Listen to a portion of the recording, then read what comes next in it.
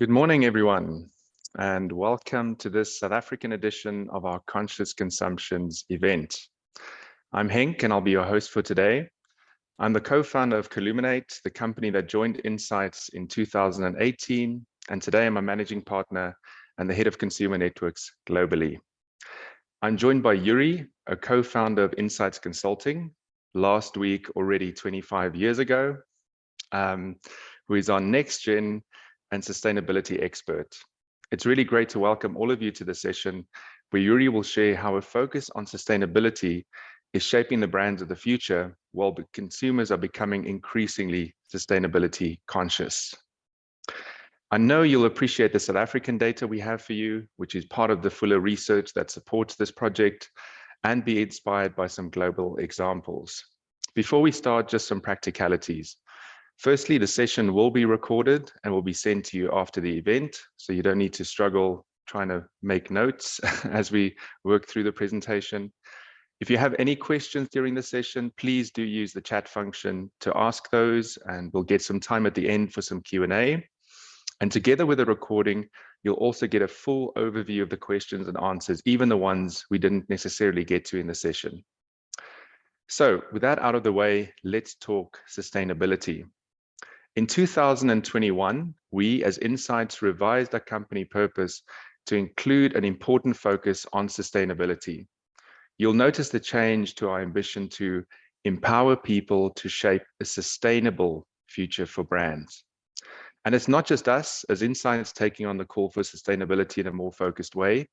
Brands around the world and here in South Africa are taking action on this front. And often it's because people are expecting them to. I remember doing a project for a big automotive brand 10 years ago who were about to launch one of the first electric vehicles in South Africa. Now, a foundational part of the research was an exploration of how the power of sustainability was able to convince South Africans to buy. Perhaps disappointingly, the result was that sustainability was not very motivating then. And at the time, I think this was a very low in the order of priorities when people were deciding what to buy. As a result, this benefit wasn't really pushed as the main reason to consider going electric. Now, 10 years later, the story is remarkably different. I was looking at the results from the study and the South African data that you'll see a bit later on, showing that far more people are thinking about sustainability in their purchasing on all fronts. So it really is the right time to ask what your brand should be doing to meet this expectation. So on that note, I'll hand over to Yuri to inspire and educate us all for the next hour or so. Over to you, Yuri. Thanks so much, Henk, and a great story over there. So yes, I'm happy to present the very recent study we did in March, fielded in March in South Africa on what we call conscious consumption, or how sustainable are consumers today in South Africa. I will share some of the insights of a new book scene we've created, combining the new data, the fresh data, along with illustrations from the South African market as well. And I'm sure you will get the ability to download the book scene after this presentation. To make this presentation a bit less in one direction, although we're still using digital tools, I'm using this polling tool, Poll Everywhere, and you already see the QR code you can scan with your mobile phone. Or you can go directly on your browser, a mobile browser, to poll.com / my first name, Yuri. And that would lead you to this poll. And this is just a question of how is everyone feeling, normally what you do when you have a live audience in front of you. And you can actually mark on the emojis on the poll how you're feeling today. I see some of you are already entering. So if you just entered the webinar, you can still participate in the interactive poll throughout the presentation by scanning the QR code every time I'm asking an interactive question on top of the screen, or by going to the URL, which will also be on top of the screen, poll.com / my first name, Yuri. And I can see some of you are already answering. I will come back to the results later on. So as I mentioned, we've just finished the field, or at least in March, did the analysis on the South African results. And in the book scene, you will also find some case illustrations from South Africa, but also some interviews with executives in various industries and various markets. And one of the things we talk about is the growing eco-anxiety. I think Henk already referred to the change that we notice with consumers when we just have discussions with them, whether it's in communities or just in the streets or in a bar. More people than ever are concerned about the climate change, and typically also in regions where you immediately see the impact of climate change. I think South Africa is one of these regions around the planet that has seen effects on heat waves, dry summers, and this has an effect, of course, on how consumers look at brands and governments. And this eco-anxiety, this stress about climate change, which has been described also by psychotherapists in the US as a new form of stress, including panic attacks, obsessive thinking, but also not eating well, not sleeping well. It's something we see worldwide. And if we ask in our study in South Africa, do you think the government is doing enough to limit climate change? We see a staggering 77% of the 15 to 75-year-olds in South Africa saying, no, government is not doing enough. And this leads to frustration, not only worrying and eco-stress or eco-anxiety, but also worrying and protesting. And this is the reason why I've moved my focus from young generations, which is normally one of my passion domains, towards also sustainability, because in 2019, of course, we saw the rise of the Fridays for Future, which was also present in South Africa.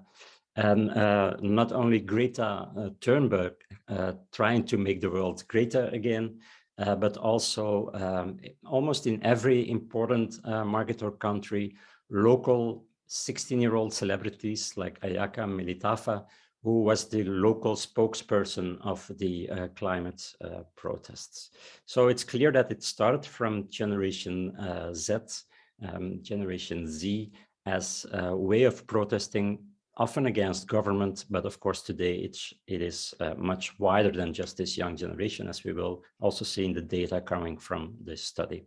Having a look back at the poll that you can still participate in if you just entered the webinar, if you scan the QR code on top of the screen or go to the URL mentioned on top of the screen, you can still voice your opinion while we do this kind of interactive polls throughout the presentation. I can see that most of you are luckily in the green side of the smileys. Someone is a bit feeling neutral, but we don't have oranges or red smileys or whinies at this point. So that's already great. If this would be live, I would ask the one who feels a bit neutral, what's bugging you? Because mental health is also important, apart from planet health as well. But in this setting, it's a bit more difficult. Coming back to the study, this percentage was really high. If we compare it to other regions where we did this same study in Europe, US, Australia, China, we see that it is actually the highest in South Africa. More than 9 out of 10 says sustainability is very important to important. And about the same amount says climate change is an important issue.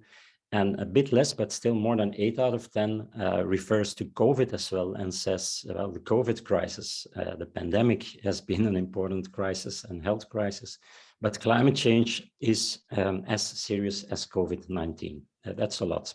Many people agreeing with that. And actually it's true, because if we look at the Earth Overshoot Day, maybe some of you are familiar with it. On Earth Overshoot Day, we've used up all the natural resources of the planet, which means that we start destructing the planet, deforesting the planet, creating too much CO2 that we cannot get rid of anymore.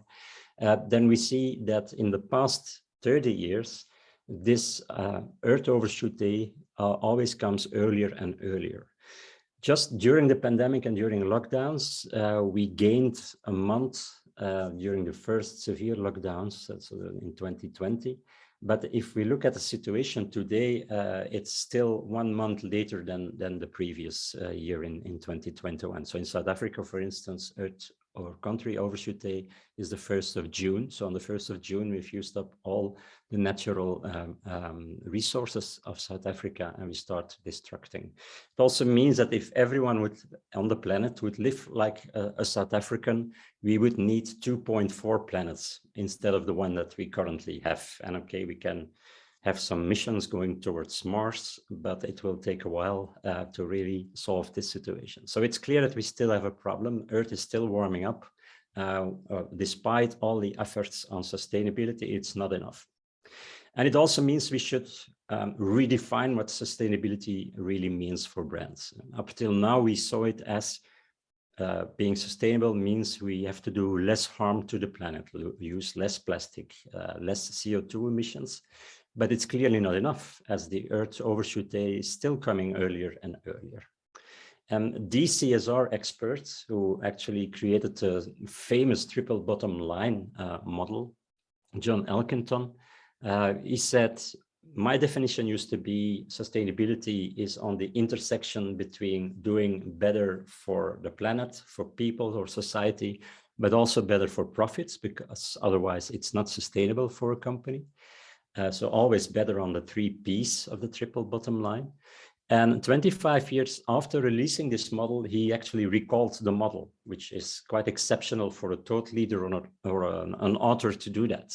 Usually car makers are recalling models when the brakes are not working, for instance. But a thought leader never does it because it means I'm not that clever. In the end, you could say my model was wrong. But John, he did recall his model and he said, I gave an alibi to companies to not invest in more sustainable options whenever they saw that it didn't immediately lead to a better profit margin or to improving the profits. So because of the CSR model, many projects were stuck in an R&D phase because maybe the consumers liked it, but they didn't want to pay more for it. And the costs were higher. And okay, it's better for the planet or for people, but it's not better for the overall returns of the company. So it got stuck in R&D phase. And he says, maybe I was wrong. And of course, he recalled this model because he has a new one and a new book. So that's part of his marketing. And the new book is called Green Swans. And I'm sure you're familiar with the black swan, something that suddenly happens. At first, we thought the pandemic was a black swan, although Bill Gates had predicted it. A black swan is normally something you cannot predict and suddenly happens and has an immediate and enormous impact on society, on the economy. But he says a green swan is something different, and it's related to innovation. It's a company that invests in technology, in innovations that lead to doing better for the planet or for society in a way that it's still creating a competitive advantage and is improving the world. That's a green swan. It's often related to innovations. So it talks about restoring and replenishing, regenerative thinking instead of just doing less harm to the planet. But it also says that means we should start to rethink systems, the way we're living, the way we're working, the way we create products or businesses, business plans, profit models, but also the way we are collaborating. Because up till now, we're in a very competitive situation where we want to be better than our competition. But climate change is such a big problem that you probably cannot solve it on your own, just in your own company. So yes, we need collaboration. We need to work together with our competitors to find solutions for the same problems we have. And of course, we're not organized to do that in that way. So it means rethinking also the way we are working together, cooperating with our competitors. And in the end, what it says is what we're trying to achieve, to attain, is climate plus commerce. It's commerce, but it adds something to the planet instead of taking things away. And taking natural resources away, it's something that also South African citizens are very concerned about. 85% expressed this fear that we are wasting too many of our natural resources. Some examples of regenerative thinking. This comes from Denmark, which is within Europe, you could say the most the Nordics in general, the most progressive area when it comes to sustainable thinking. It's in Kalundborg, and it's a business park where you see 9 different businesses that work together in one circular system. So they set up a business park in which the businesses are using each other's wastes or excess energy to create a system that in its whole is not just carbon neutral, but even carbon negative. So that's one way of rethinking how companies are producing and how businesses are set up. If you're interested in this new view on sustainability, regenerative thinking and leadership, or net positive thinking, there are 2 great books that I want to suggest. One is on leadership, and the other one is on it's from the ex-CEO of Unilever, Paul Polman, who has a vision on what businesses should change to obtain these net positive solutions, which are better for the planet in the end. One example from South Africa is Grounded. Grounded has been helping farmers in South Africa to transform to this more regenerative farming and sustainable harvesting. But at a certain time, they said, okay, we can help farmers, but there's also the clients of the farmers who are not always aware of more sustainable options or regenerative farmed ingredients.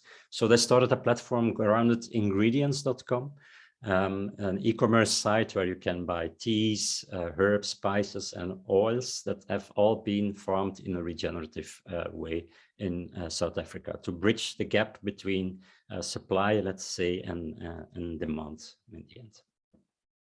So up to now, we've talked about the triple bottom line model and how this is being replaced by regenerative climate plus thinking. But we can still wonder, how do consumers in South Africa look at a quite complex concept, sustainability? So what we did is we asked an open-ended question in South Africa, asking all of them 15 to 70-year-olds, when you hear the term sustainability, what does it mean to you? And again, in your poll, when you go to the poll, you can enter responses in an open-ended text field. If you use one word, we will see it popping up as a word cloud, so we can see which words you think are used the most by consumers when they think about sustainability. Please use one word, and I will come back to the responses because it takes some time to analyze them in the back of this presentation. So still enter your responses to that second question in the poll. What do consumers think sustainability means, or what does it mean to them? While you're doing that, I can already refer to the complex definition of sustainability. And what we typically see in our qualitative research is that it's complex in the sense that consumers confuse the different elements of sustainability. There's clearly 3 elements of sustainability. If we start from the right side of this slide, it's all about, this is better for myself. It's better for my health. It has less chemicals. It has no GMO ingredient. It has less sugar or less fat. It's natural, it's bio, it's organic. So there it has a clear impact on your own health. So it's not necessarily better for the planet, but it's better for myself. And it's quite an important part of sustainability, especially to the youngest generations. Then the center of the slide, that's really the core of sustainability, you could say, or the environmental responsibility. It's doing better for the planet, and it's all related to reducing, reusing, recycling, repairing, refurbishing even, but also responsible sourcing and production when it comes to ingredients, packaging, but also transport. And so CO2 emissions as well is over there. And then to the left side, this is bad for the planet. To the left side, there's the social dimension. In ESG, environmental social governance, you have environmental, which would be the center of the slide, and social, which is the left part of this slide. And there we talk about fair wages, ethical businesses, but also diversity and inclusivity, equality, giving back to society as well. Now, what we see in our research is that it's a holistic concept to consumers, which means when they see, for instance, bio or organic vegetables in a grocery store, and they're packaged in plastic wrapping, it conflicts in the head of the consumer because he wants to buy something better for his health, natural, And to him or her or them, it also means it should be better for the planet as well. And bio-vegetable and plastics, it doesn't really fit together. Even if you explain, we do the wrapping because we have less food waste in the transport of the vegetables, then still they don't want to see plastics around a bio-vegetable. It also means that if they see fair trade products, they expect them to be produced in a sustainable way. Or even that they're organic, whereas it's a totally different dimension. So it's quite complex. To explain a bit the three different sections of sustainability, we can use a product that has been proven to be crucial to mankind, especially during the first lockdowns. We were all going to stores, robbing the store to get our toilet paper. And there's this brand, which I'm not sure how I should pronounce it, Good Sheet or Good Shit, which is a South African eco-friendly toilet paper brand. And when you look at how they're marketing the brand, they use the three different parts again of sustainability. On one hand, it's better for the earth because it's sugar cane based and FSC approved wood pulp. So they're not killing trees to create the toilet paper, and it's not wrapped in plastic, as you can see. It's also wrapped in paper. And there's also paper or cardboard boxes around them to transport them. But they also say it's good for you because they're not using chemicals. It's not it's bleached in a natural way, and they're not using scents or weird perfumes. So that's better for you, better for your own health. And then the social dimension is that when you buy this brand, you're also donating money to charity. And the main charity for this brand is to create toilets and to give toilet paper to underprivileged schools and creches in South Africa as well. So it's one brand has three different components again. And then you get asked, okay, some of these components could be what we call defensive shields. And that means that a brand or a company is using a certain claim because it becomes the norm in the industry. And for instance, using less plastics, everyone is involved with that. Or when your toilet paper brand, not cutting trees to create your toilet paper. I think there's almost no brand of toilet paper anymore that can still afford to do so. So that's a defensive shield. It's defending yourself against the risk of being boycotted or losing your market share because you're the only one in the industry not following certain sustainability directions. On the other hand, you can also use certain claims to differentiate from competition. And that's, of course, the point where you have a certain strength. In the case of a Good Sheet, it is donating money to create clean toilets in South African communities. It's clearly something that not all brands are doing, and it's really creating a differentiator for competition. Now let's have a look at the words that you were posting inside the poll. I can see it's a combination of regenerate is already there, natural, ethical, environmentalism, longevity as well. That's interesting. It's also part of so durability, part of sustainability, according to you, in the eyes of the consumer. I also see plastics, climate, and some words that should have been combined with another word, which are fucked up in a word cloud. But preservation is also important. And now we see that green is the word that has been used the most by you. Let's have a look at the responses of the South African respondents.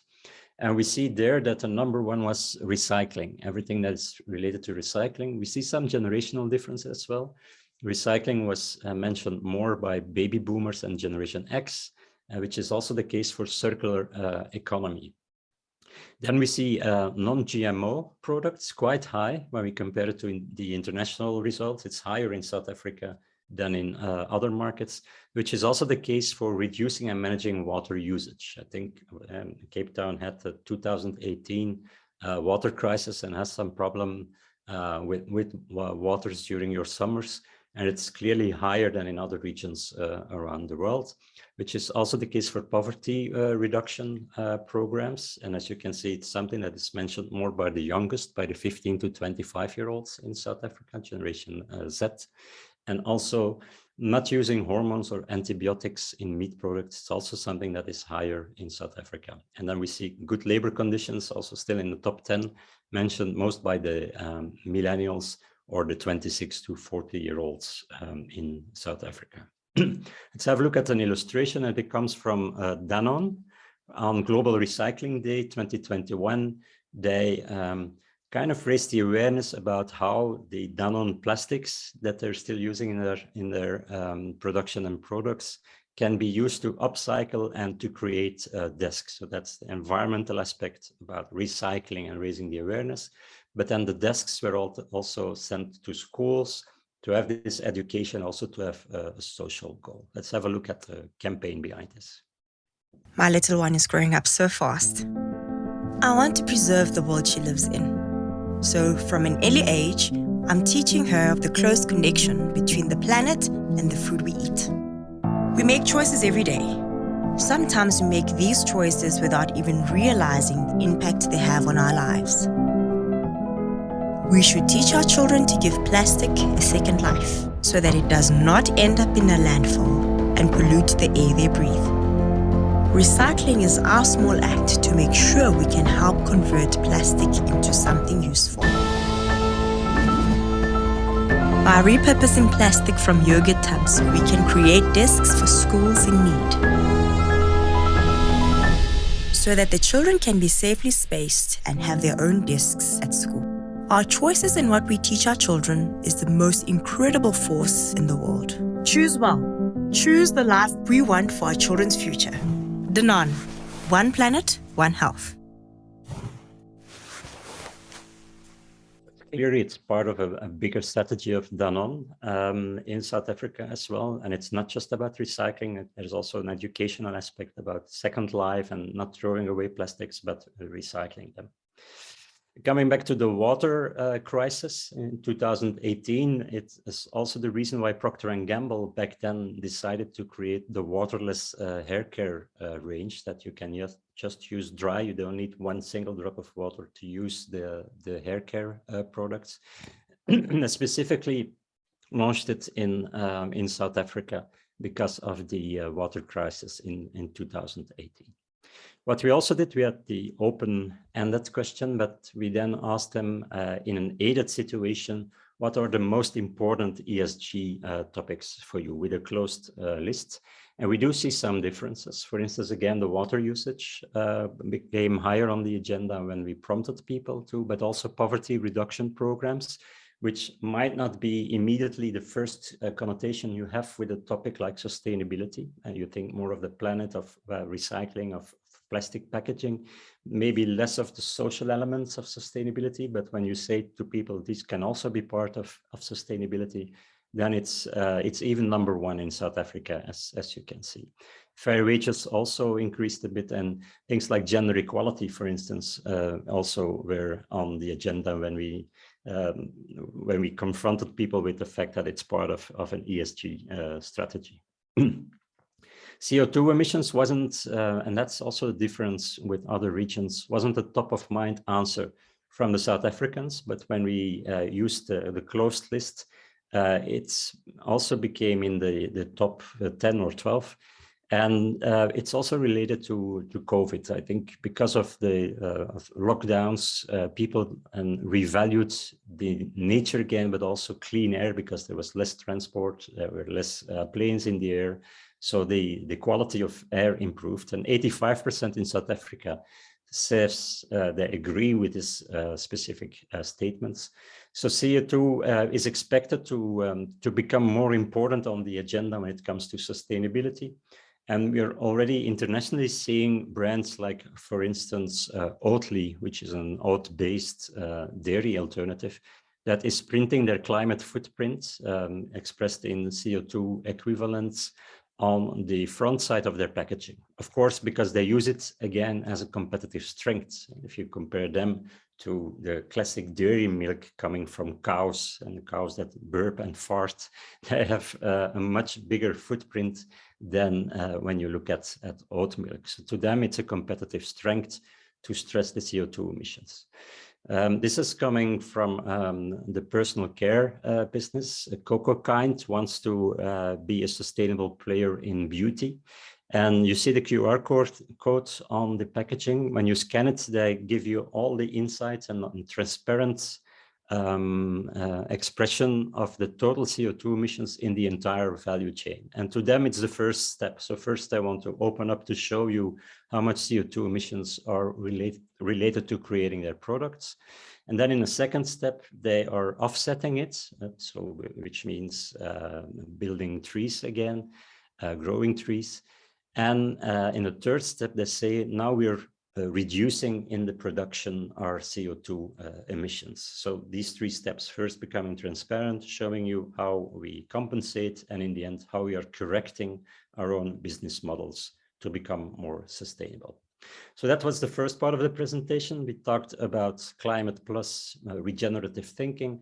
Also, what does sustainability means to the South African clients or consumers as a holistic concept? It has both environmental, social, and better for me aspects. And there's two brand strategies you can follow, or communication strategies. The one is a defensive shield. It becomes the norm in the industry. And the other part is really finding competitive strengths to differentiate yourself and your brand from competition. When we asked South Africans for which sector you think sustainable alternatives are the most important, and they could only pick 5.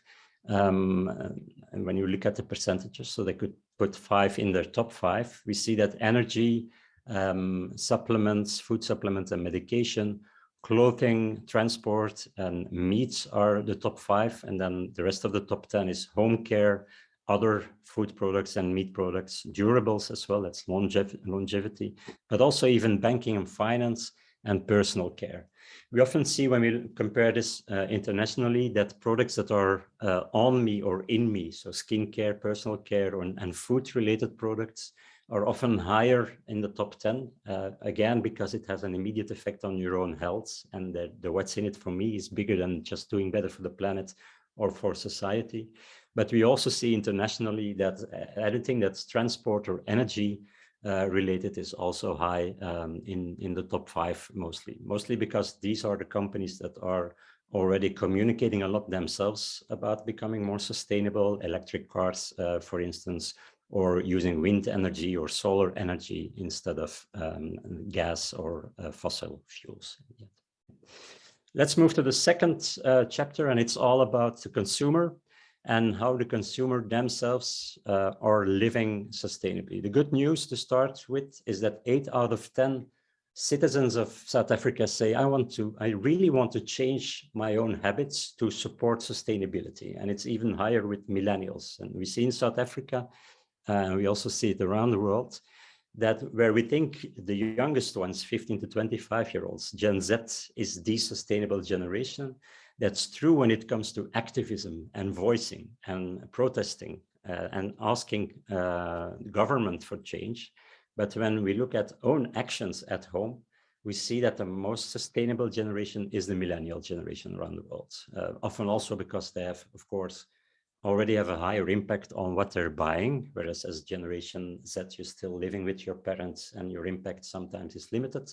But also even in small actions at home, whether it's closing the tap when you're showering or choosing other types of food, we see that this is happening more with millennials than with Generation Z. So Generation Z are the activists in voice, but in real actions, we see millennials as being the more sustainable generation. That's also the case in South Africa.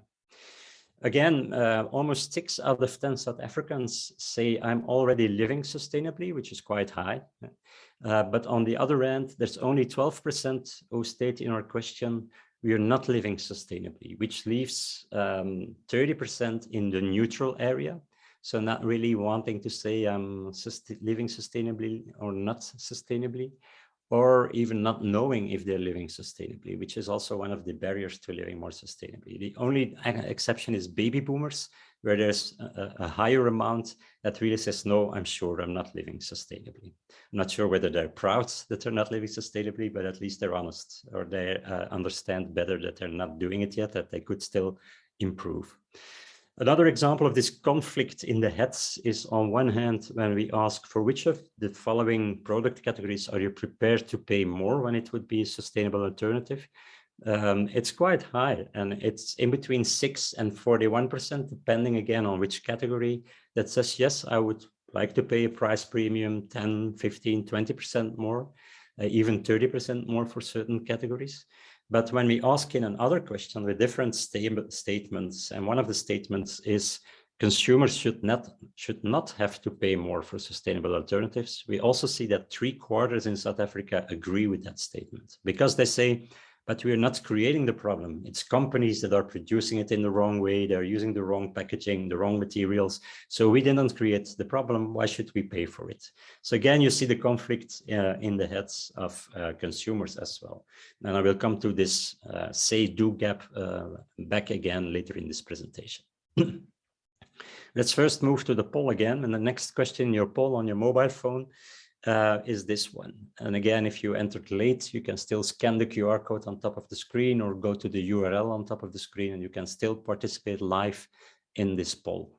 And the next question is, we give you 3 options. And which of these 3 do you think is done the most in South Africa by 15 to 75-year-olds? Is it using up leftovers, limiting the use of water at home, or refusing plastic bags in shops? So 3 options. You can still vote on your mobile phone: using up the leftovers, limiting your water usage at home, and refusing plastic bags in shops. While you're answering this, plastic has been one of the monsters or demons, we can almost call it, in the past years. And many consumers have been protesting against the use of virgin plastics or against the pollution of plastics in the environment, which has led to bulk store or zero waste stores like this one, the Refillery. I think it's in Johannesburg. A bulk store where you bring your own jar or your own container, and you just fill your own containers that are then on a balance weighted, and you don't create extra plastic packaging or extra waste in the end. So the success of the zero waste store. But is this the most popular action that South Africans are doing for the moment? Or is it using up leftovers or limiting water use at home? Let's have a look at the results up till now. And I think it's a head-on competition between refusing plastic bags in shops and limiting water. And then the third answer would be using up the leftovers. And now it's 1/3 of each. So let's have a look at the results. The number 1 in South Africa was actually using up leftovers, but you can see that the difference is really low with limiting water usage. And again, this limiting water usage is much higher ranked than when we compare it to other regions. So that's quite important. And plastic bags, it is a bit lower in the top actions than in other regions as well. Again, there are some small differences between generations. For instance, reducing energy use at home. As you can see, there's the double B that stands for baby boomers. So the older part of the generation is more aware of that. And when it comes to more sustainable forms of transport, instead of using fossil fuel cars, it's something that next gen, so generation Z, 15 to 25-year-olds, but also millennials, 26 to 40-year-olds, are doing the most. And we are already seeing some initiatives like Mellow Cabs, for instance, in South Africa, is a 100% electric cab for small distances like 3 miles within cities. It's, of course, as it's 100% electric, it is emission-free micro transport. Then what we also see in this top actions is mending your clothes or repairing stuff instead of replacing them. I think some of you mentioned longevity in the open-ended questions, or just consuming less in general, so trying to use products for a longer time. We do see that in the results that this is more done by the older part of the generation, so the baby boomers. Which is also quite exceptional, because in some other regions, this re-commerce or buying from thrift shops when it comes to fashion items, for instance, is something that the young generations are really involved with. And in fact, re-commerce sites are growing faster than traditional fashion retail, which is the reason why some brands like Levi's, for instance, started their own second-hand shops. And yeah, you can sell your old Levi's and then get gift cards to buy new stuff at Levi's as well. Or you can buy second-hand items from the Levi's store as well. In South Africa, there is Fashion Revolution, which is trying to promote mending your clothes instead of buying new clothes, but also buying second-hand and ethical brands. And there's this, one of the biggest second-hand or pre-loved, as they call it, which is a very nice term for second-hand, Encore Clothing, based in Cape Town, which is quite a popular pre-loved store in South Africa. Of course, it's not only about fashion, it's also furniture. For instance, IKEA is experimenting both with rental models, but also with buyback schemes. When you sell your old furniture back to IKEA, you also get vouchers with which you can buy new stuff. And even for cars, you can see initiatives like Planet 42, for instance, that is buying used cars from dealerships and then put them in a subscription model, which on one hand, it's better for the environment. There's less cars if you share a car, but it also has a social impact because, of course, it offers the opportunity to use a car for customers who otherwise wouldn't have the possibilities to buy their own cars. So it's a bit a combination of E and S in the ESG metrics, you could say. A bit lower in what South Africans are doing, we also see avoiding meat, trying to eat less meat. And that's quite an important one because it's often a bit underestimated, the impact of meat on CO2 emissions, for instance. We talk a lot about offsetting flights and business flights and transport. But when we look at the transport of people, it's like 1.5% of total CO2 emissions. Whereas if you look at the CO2 footprint of the meat industry, it's 4 times that high. It's 6%. We do see that consumers are aware that their own eating habits have an influence on the planet. Like 7 out of 10 in South Africa say, yes, it has an influence. And we see a growing popularity of flexitarianism, which means not necessarily being a vegan, which is still only 7% in South Africa, or vegetarian, which is 9%, or pescatarian, only eating fish, 4%. But flexitarians are those who from time to time want to eat vegan or vegetarian, or just skipping meat like one day or a couple of days in the week. Our definition of flexitarian in the questionnaire was actually, I try to avoid meat regularly. So when it's a growing number in every region, also in South Africa. We also see new initiatives like Veganuary, which has been around for a couple of years, and it started in the UK.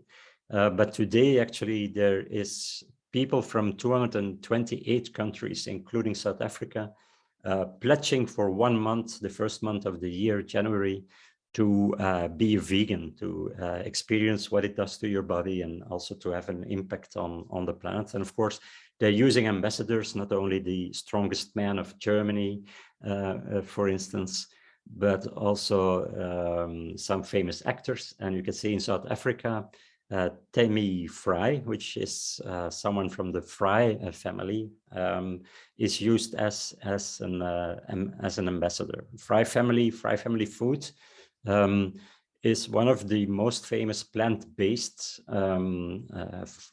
food alternatives. They already started in 1991, so 3 decades ago in South Africa, by Wally Fry, who wanted to create a plant-based alternative just for his own family members as a start. And today it's a multinational brand that is sold in more than 27 countries around the world. The Live Kindly collective, which is one of the interviews you will find in the book Zine, acquired a majority stake in Fry Family Food. And we interviewed the CEO, Kees Kruithof, who used to work for Unilever and today is leading this collective of plant-based brands.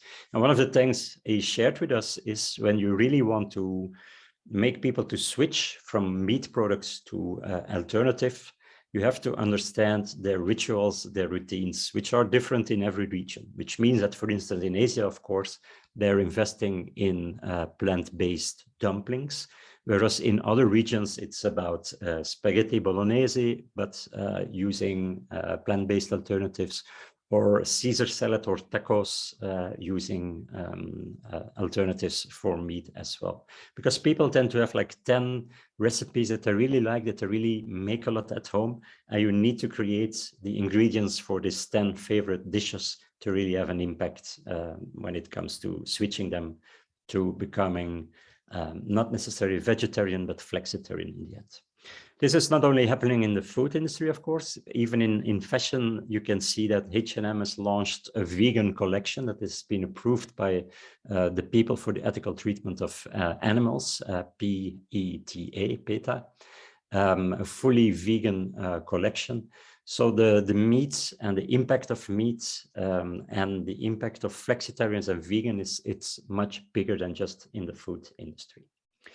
Now coming to fashion, and that's the next question in the poll. What do you think is the most sustainable fashion brand for the moment? Is it Adidas, you think? And you just click Adidas in the poll.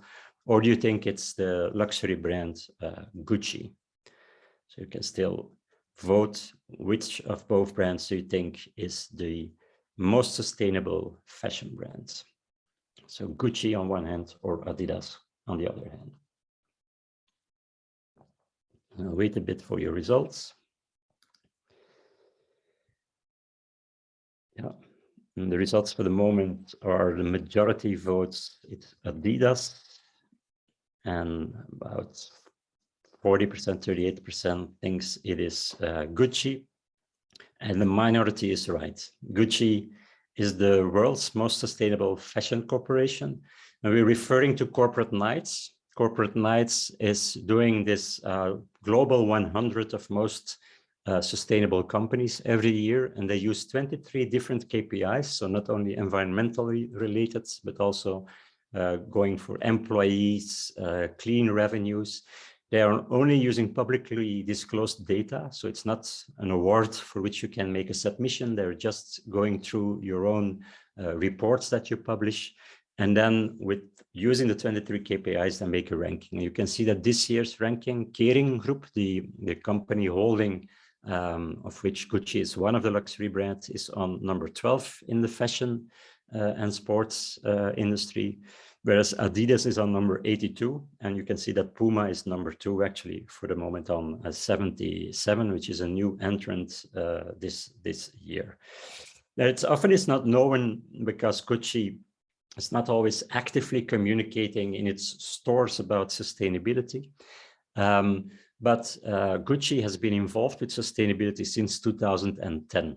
And they are banning, for instance, fur and other non-animal friendly materials in their products. But they, on the website of Kering, for all the stakeholders, so shareholders, employees, they provide an ePNL, which is an environmental profit and loss, calculating the total impact of every single item that you can buy with Gucci, quite transparently on their website. And this transparency is one of the reasons why they're scoring so good on this Corporate Nights 100 index.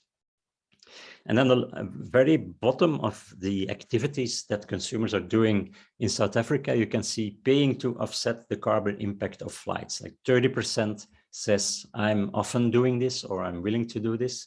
And again, we see that it's more the millennials, 26 to 40-year-olds, who are prepared to do this specifically. And I know South African Airways, for instance, it allows you to offset your flight and you can donate to various goals.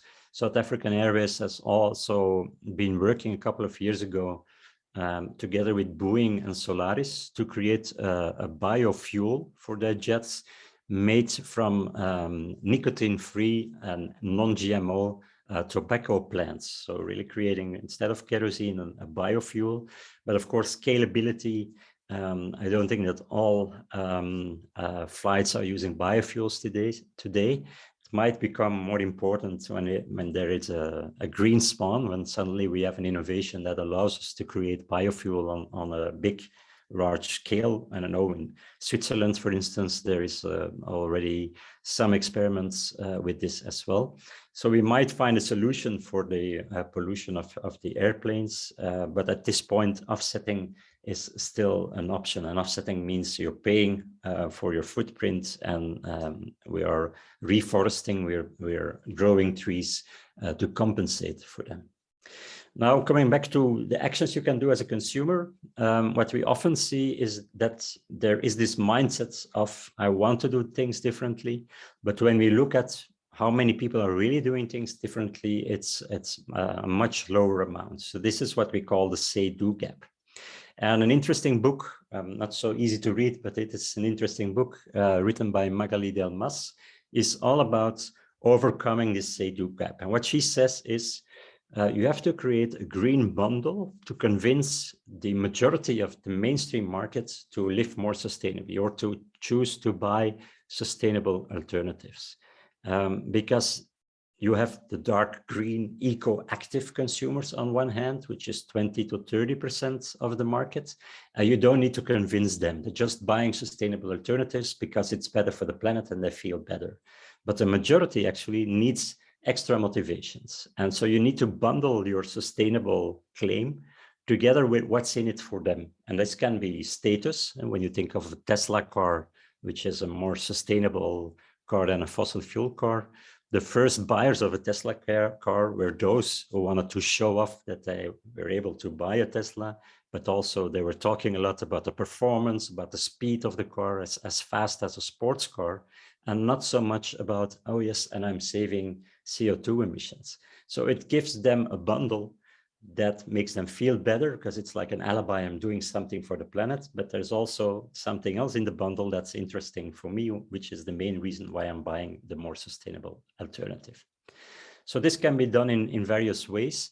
For many products, it means that it's still about reassuring our consumers that although we have a more sustainable alternative, it is still powerful, it's still performing. Even in skincare, for instance, and Chill is a Cape Town-based skincare brand that says, okay, we are a natural brand, but we also use ingredients that are selected for their positive qualities and documented effects. So reassuring our consumers that although it's better for the planet, better for your own health, it's still performing. And that is a barrier that is quite important to consumers. There are some other barriers to living more sustainable. These 5 we found also in South Africa. The biggest ones are, I don't know where to get it, or it's not easy to get more sustainable alternatives. That's accessibility. Or education is, I don't know which brands are more sustainable than others. But it's also about, it's too expensive, it's not so easy, it's less convenient to buy sustainable alternatives, or I just forget it and I don't see the reward in doing so. So let's have a look at some of these barriers.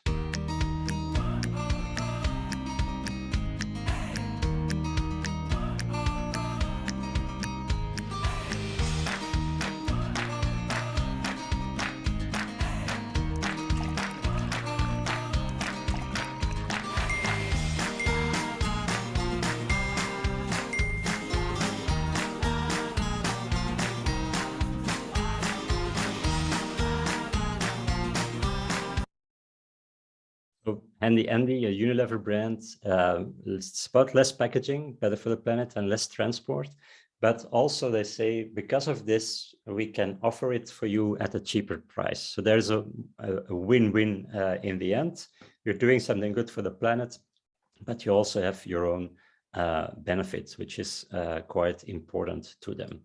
The biggest barrier to sustainability is, of course, the lack of convenience and ease. And it's something that we also see, for instance, with home delivery of meal kits. I think You Cook in South Africa is a well-known brand. And the main thing is that they offer ethically sourced products and sustainably sourced products, but they combine it in the green bundle with the ease to have a meal kit with a recipe at home, saving you time and being very convenient. And for instance, lately they have also introduced wine pairing with it. So you don't only get your recipe at home, but you can easily also select wines that go well with it. Again, increasing the convenience and ease while actually selling a sustainable product. Reminding and rewarding also means, okay, if I bring back my packaging, for instance, Hey Gorgeous, a skincare brand in South Africa, they are doing something with it. In this case, they are donating money for each jar or bottle you bring back to the Clean Sea beach cleanup crew. So that is reminding you to do it and also rewarding. It can be rewarded directly to you or again to charity. And then education is also important. Natura is one of the top when it comes to personal care brands worldwide. And the Body Shop today is part of the Natura group. Natura is doing each year a campus challenge, inviting students around the world to come up with better ideas for zero waste when it comes to their type of products. So it's a challenge and like a game, a contest between different universities. They also are investing in funds to Natura startups that are business ideas that are more sustainable. So they're trying to educate entrepreneurs, young people, students to come up with better ideas for the planet, linking the brand to this educational aspect, which is also a barrier to the conscious mindset of consumers. So the second part was all about, there's a difference between willing to change something and the mindset and what we're actually doing ourselves, with millennials being the most habitual conscious consumers. Convenience as one of the main enemies of sustainability. And to induce this responsible consumption, it's not just what we're saying, but also how we're saying it. So creating this green bundle, educating and reminding people, but also working on barriers like affordability, accessibility, and convenience. And then we come to the last part of this presentation before we go into the Q&A. And it's about the business case of sustainability, which is a question I still get a lot when doing in-company workshops. They say, yeah, but we're still a company. We still have to make profits. And the good news, again, is when we look at the customer perception of sustainable brands, 65% in South Africa say they have a higher quality. About the same amount says sustainable brands are more up to date, and almost 9 out of 10 says they feel more positive. So positive brand image when a company makes efforts to reduce the carbon footprint. So we do see that consumers are demanding for more actions when it comes to that. This is a lot of bars and graphs on one slide, and it's from the US, from the NYU Stern Center for Sustainable Business. But what they did is they looked at American data coming from 2015 to 2019, shopper data, where they compared brands in a category that were using sustainability claims, so the purple bars, with the blue bars, brands in the category that were not using sustainability claims at all. And their conclusion was that in 9 out of 10 cases of the different product categories sold in grocery stores, the ones that were sustainably marketed are largely outperforming in terms of growth throughout these 5 years, the ones who are not using any sustainability claim at all. So there is a commercial goal, there is a clear benefit of marketing sustainability claims. And of course, the first reason why we would be involved with sustainable branding is creating not only awareness, but also preference for your brand, because we know consumers are looking for more sustainable alternatives.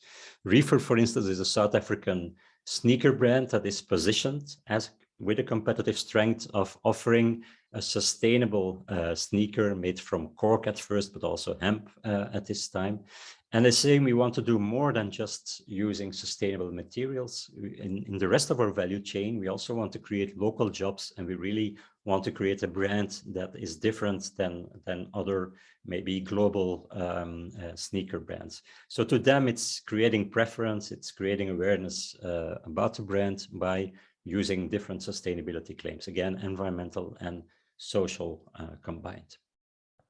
The second reason to do it is it gives your company and brands a license to operate. So it works on reputation. I already mentioned that consumers see it as positive when you lower your CO2 emissions, but it's also to avoid that other organizations, NGO, or just consumers will respond to the non-sustainable parts of your business or the mistakes that you're making. Then we're talking about boycotting. And in South Africa, we know from our March data that about 1 out of 5 have already boycotted a brand for sustainability reasons.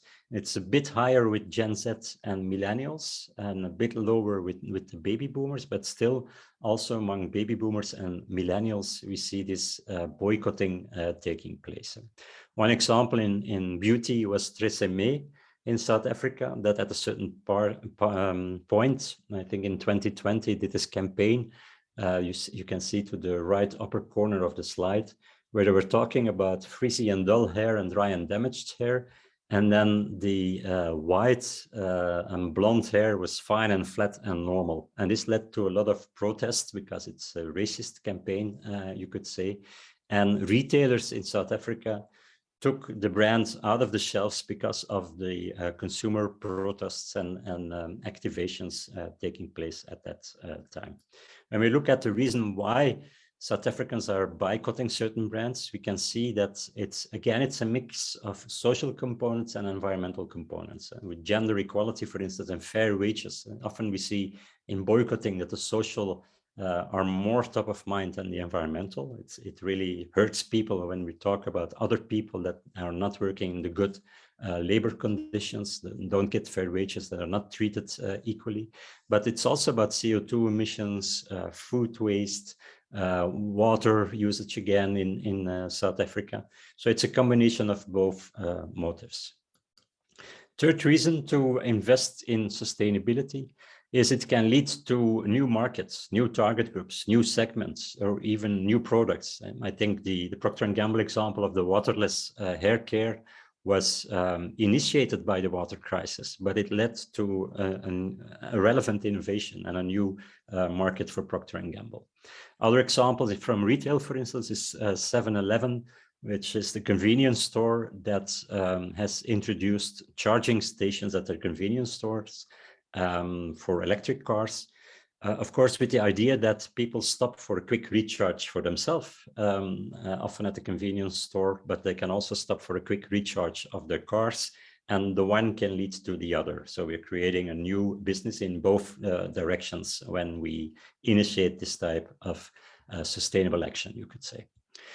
And then the last benefit when it comes to branding sustainability is, of course, an employer brand benefit. We know that both millennials and the youngest generation, they do want to work for employers that have a certain purpose, that create meaningful work in which you have an impact on the planet. And we've even seen with companies like Amazon and Microsoft that young employees reacted negatively when their company was not doing enough for climate change, and that they even walked out and took part in the climate strikes as a protest that their own company was not doing enough. So clearly it also has an impact on the staff and on employer branding. Now, in this last part, I want to talk about communicating about sustainability. And one thing is sure, if we do not communicate about sustainability, we're also communicating. And many companies are not communicating yet because they are a bit afraid to talk about sustainability when the whole entire value chain is not sustainable yet, which will, for many companies, still take 10, 20, 30 years. But they do forget that consumers look at this. If they don't hear you talking about sustainability, to them, it means you're not sustainable, because otherwise you would communicate about this. So start communicating about things you're doing. But keep these 4 golden rules, you could call them, into your mind. And the first one is, when you communicate about sustainability, make sure that you also communicate about the long-term commitment. There's a reason for that. If you only communicate about removing chemicals from your product or removing plastics from your product, which is can be seen as it's this season's strategy almost, it's commercial strategy, it might create the effect on consumers like, this is not really serious, it's not crucial to the business of this company, they're just using a claim on a packaging because they know it will sell better. So it can be seen as greenwashing, which is the reason why you should always talk about long-term commitments. For Spar, for instance, in South Africa, they talk about making 100% of its packaging reusable, recyclable, or compostable by 2025. So very concrete goals. They want to eliminate half of the food waste in its supply chain by 2030, and they want to achieve carbon net zero by 2050. But that's very long term. It's a long-term commitment. It shows we're serious. We have several parts of our strategies, but it's long term. And it's often not enough, because one of the main frustration of consumers is also many companies are only talking about 2030, 2040, 2050, but what are they doing today? What have they already achieved? So it should be a combination of short-term achievements and celebrating something that you achieved together with a long-term commitment. I think a great example is, this video, I wanted to start it. Yeah, let's see if I can solve it. Nestle invested in a new paper packaging for Smarties, which is 100% recyclable. It only has as paper in 2021. And they worked together with artist Buthelezi to create awareness about that. And Buthelezi created different packagings, but he also made these videos in which he was educating people what they could do with the paper packaging, how they could repurpose it, how they could create a fun origami project with the Smarties packaging. To raise the awareness about this fact that they had a new purely paper packaging, 100% recyclable, but also to raise education about repurposing packaging and doing something good for the planet. So that's celebrating a moment. You introduce a new type of packaging and you create a campaign around it. Third rule is always be open and transparent about commercial motives, because otherwise people understand that you're a business. And if you don't talk about the business sides, then you risk that they are trying to find out the business side. So for instance, I like this press release of Unilever. Unilever last year announced that they would invest more in plant-based meat and dairy alternatives. And in the press release, as you can see, the first bullet point was actually about their sales targets. They wanted to achieve 1 billion extra sales within 5 to 7 years with this new business to them. It's the first bullet point. So they don't start to talk about doing something better for the planet, halving the waste, better positive nutrition, better for your health. It's also there in the next bullets, but the first bullet point is clearly about their own commercial motives. If you talk yourself about the commercial motive, then you cannot be criticized on that part. I think an example from South Africa is Darling Brew. It's the brewery that is Africa's first carbon neutral brewery. And they're very, very transparent. They are creating a lot of documents on how they're championing sustainability in their own industry. And creating this transparency, it is quite important because we're still living a bit in a post-greenwash age, where also in South Africa, 62% says, okay, I trust brands and companies that claim to be sustainable. But it still means that 38%, or almost 4 out of 10 consumers, are not completely trusting you when you make a sustainability claim. It's because we still live in this post-greenwash age, where many companies have abused sustainability claims in the past. So that's also the reason why many consumers, 9 out of 10 in South Africa, say we should get more additional information, and brands should be more transparent about what exactly they're doing when it comes to sustainability. And one of the reasons is the eco-confusion. There is more than 460 different eco-labels that companies are using, and it creates a complex situation in which consumers don't know which label can be trusted, which is really authentic, which is really certified. And then the last question in the poll is related to labels used on packaging, or certifications, or some ingredients that can be checked on packaging. So when we asked South African consumers, when it comes to groceries, which of the following ingredients or labels are you checking the most? What do you think was the highest answer? Was it the provenance, where the products come from? Was it the calories? Was it the carbs? Was it a label like natural or organic? Or was it the sugar content? So keep voting in the poll. You can still use the QR code if you lost track of the poll. Which ingredients or labels are consumers in South Africa checking the most on pack? We know that there's something like flip side shopping, which means people are turning the package in grocery stores to see what's inside, which ingredients are inside, which labels are there on. And again, 9 out of 10 almost in South Africa say there should be more reliable and accessible ways to certify if a brand is really natural or not, for instance. We saw in the past Heinz ketchup, for instance, in Brazil, changing their own distinctive assets to the front side of the packaging by mentioning all the ingredients on the front of the packaging instead of the back side of the packaging, to stress the fact that they only have natural ingredients. So that's a way of stressing your ingredients. Looking at the results of the poll, the majority says it's sugar, and then there's a number of people referring to calorie counts, and it's a good response because the number 1 in South Africa was sugar. Number 2 was proteins. In general, we see guys are more into proteins than girls because it has something to do with sports and muscles and growing muscles. But sugar is definitely the number 1, which is also the reason why we see, even in confectionery, brands like Mars that are reinventing their own ingredients to have less sugar in their products, because they know that sugar, apart from plastics, is the next monster, you could say. Where something is made and whether it's locally produced, it's also in the top 10 in South Africa. We can call it terroirism, not terrorism, but terroirism, referring to the terroir, like of a nice South African wine.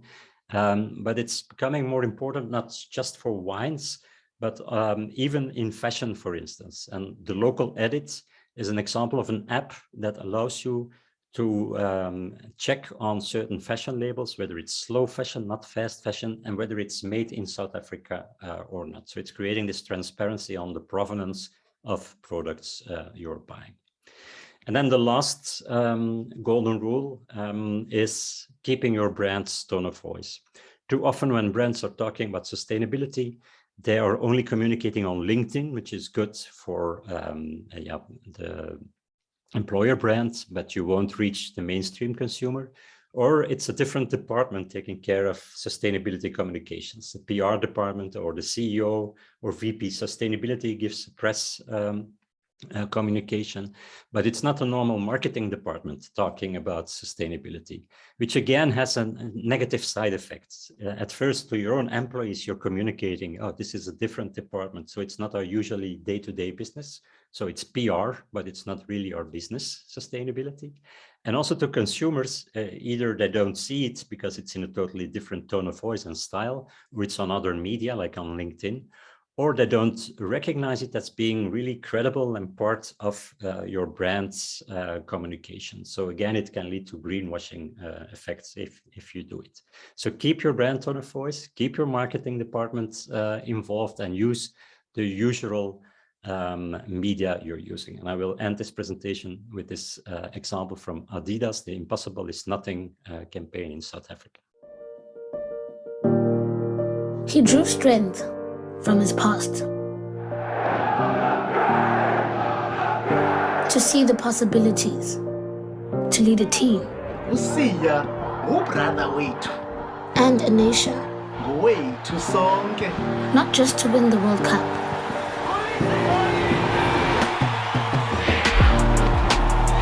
but also to be the first Black South African captain ever. I love Siya Kolisi, he's my hero. And to use his platform Now a kid from the township can be a rugby captain. to give us hope, so that we too can see the possibilities of uniting all people through the power of sport. If Siya Kolisi can do it, I can do it. Yeah. This is, of course, related to the social part of ESG, but also localized, specifically addressing South African audience and using the normal YouTube channels and video commercials that they would do to communicate about a new pair of sneakers as well. So keeping the brand's tone of voice. So in this last part, we talked about the 4 benefits of sustainable branding. Also, communicating is important because not communicating is the same as saying we're not sustainable. And we discussed the 4 golden rules of communication. So we're not just doing it to make Greta Thunberg happy, we're also doing it because there is a business case of sustainability. I would thank you a lot for your interest in the past 70 minutes of content. It was a lot of stats on the South African market. And I'm eager to have a look at your questions. And while I'm doing that, my colleague Henk will share some examples of how we've worked on sustainability projects in the past. Henk. Thank you, Yuri. I think some great inspiring information and a very good reminder that sustainability is and can be good for business. So as Yuri mentioned, we want to take your questions now. I've already seen some come through in the chat, but we'll give you a couple of moments just to gather your thoughts, write up those questions, and we get Yuri to answer them at the end. But in the meantime, I want to maybe share a couple of examples of how we've used insights and the work that we do to help the sustainability objectives of businesses. And I think the starting point maybe is the observation that for most market research projects, we think about targeting profiles of people based on their socio-demographic and consumption behaviors. But at Insights, we've also realized that people's abilities to contribute to projects can also be utilized for better impact. So we introduced this framework. It's called the 99-1 framework, that values the unique skills that people have to contribute to our projects. So we observed, for example, that most people, which we call the 90%, are able to report on their experiences similar to what we typically ask them to do in surveys and self-reported qual activities. Here at Insights, we tap into our own proprietary panels alongside our network of partners across the globe to access this group of people. Then there's the 9% who are the leading edge consumers, people who bring us closer to what is new and what is next. And for this, we use our Illume guides from our Illume network for these tasks. And then finally, we have the 1%, the truly creative people who can design and create innovative solutions for current and future challenges. We acquired this capability when ICA joined forces with us and their global community of creatives. So let's maybe look at some concrete examples of how these different skills can be used in cases on sustainability. We'll start with the 90% everyday consumers. As you saw in the presentation and probably from your day-to-day lives, reducing plastic is an obvious goal for many CPG brands, and L'Oreal is no different. So the L'Oreal Group is moving forward on drastically reducing its environmental impact on many fronts, and the launch of this first cosmetic tube incorporating parts of cardboard instead of only plastic fits perfectly into this objective. So this new tube reduces the quantity of plastic required compared to a conventional tube by 45%. And of course, L'Oreal wanted to make sure that this message comes across and would be welcomed by consumers. So the initial research on this tube has shown that the carbon footprint is the lowest in the category. But of course, the question is, can consumers understand this and what do they think of this claim? And of course, it's never about the packaging alone. As you saw in the examples, it's also about what's inside, what are the benefits, and this whole concept of is it good for you and good for the planet. So that's what we tested amongst a very broad group of consumers, ultimately helping the brand deliver this message and drive this proposition forward. A next example takes us from the 90 to the 9 in the work we're doing for Bosch. Their purpose statement says the purpose of technology to invent it for life, and they've decided to play a very key role in climate change.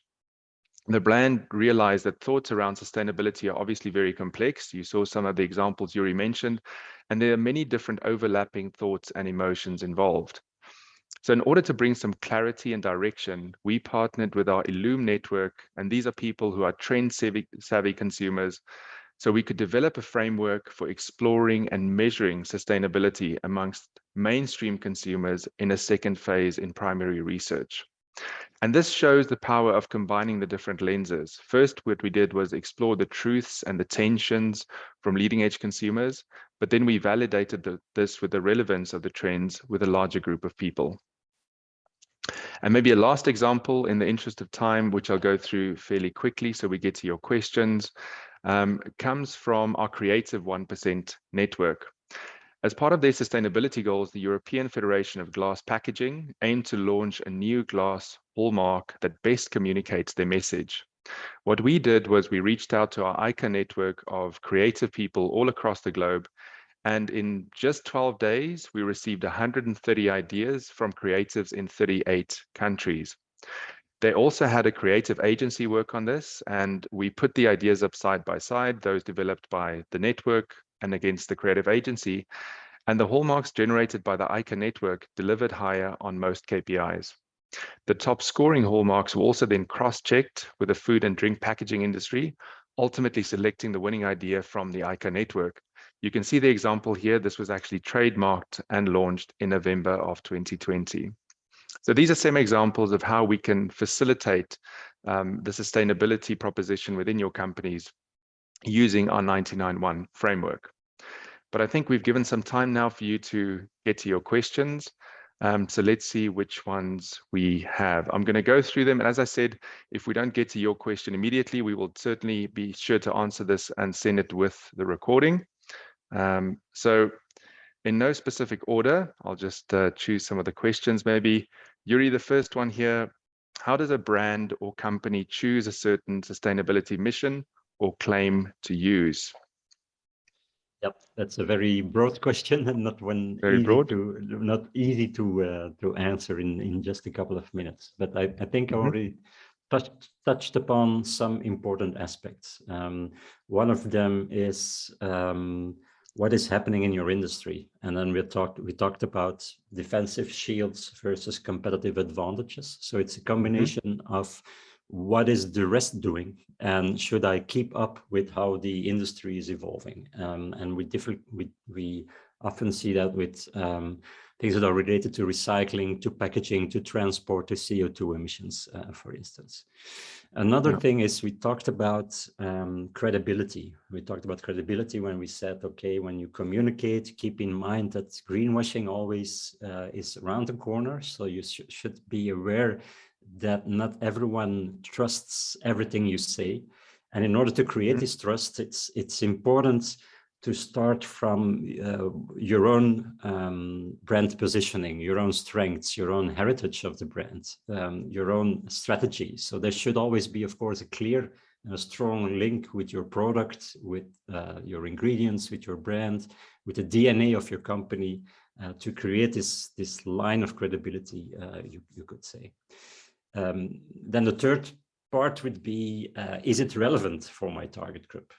And that's why we do the research, of course, to understand for this specific brand, in this specific industry, which are the claims that are the most relevant to our most important targets, markets or segments. And it's that balance between, are we strong enough to claim it, and is it relevant enough for our consumers?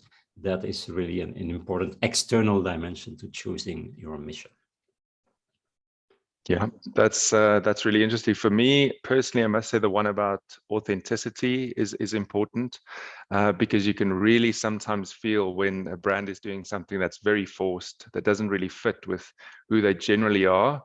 I think that just the credibility then is probably close to zero. So really interesting. Maybe moving on to some other questions that we have. There's one, quite a concrete and specific one. Will you be giving data on your research methodology, sample, and demographic representation? Of course, I think this refers to all the lovely graphs and data that we saw. Maybe just a question for where does this come from?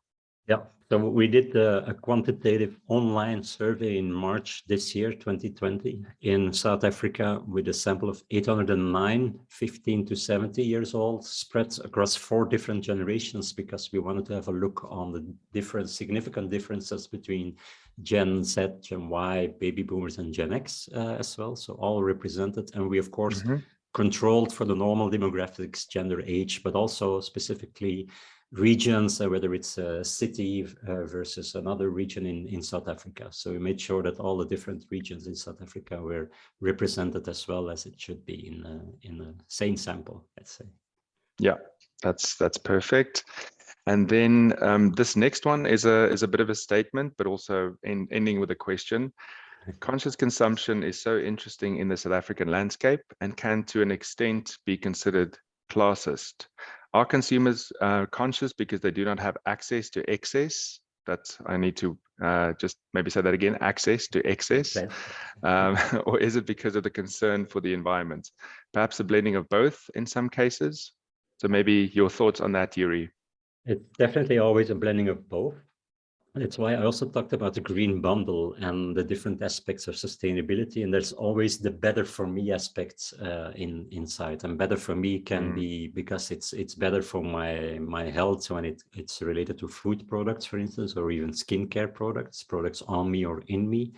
But better for me can also be more accessible or cheaper. And I think a bit related to economic situations and the result of the pandemic, we also saw that the interest in sustainable alternative has increased, not decreased, because of the pandemic.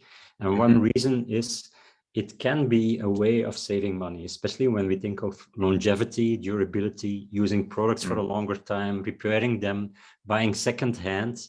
These are more sustainable alternatives and options, but also more cheaper, more affordable options. So it definitely is a combination of both motives.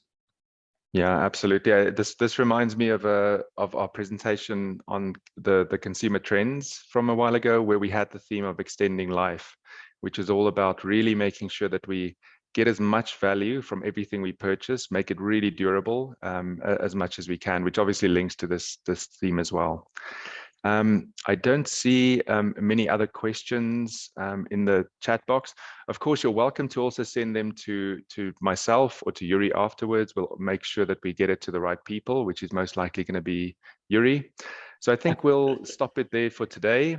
We'll share the answers to all the questions with you, of course, along with the recording. And with this, I'd like to thank you all again for joining us this morning. Thank you also to Yuri for spending this hour and a half with us, sharing the insights that we can all use going forward. If you have more questions, send them to us. And as mentioned at the beginning of the session, we'll share all of this and the recording with you together with the Q&A document. So thanks for joining us. Hope you have a great rest of your day. Goodbye. Thank you. Bye.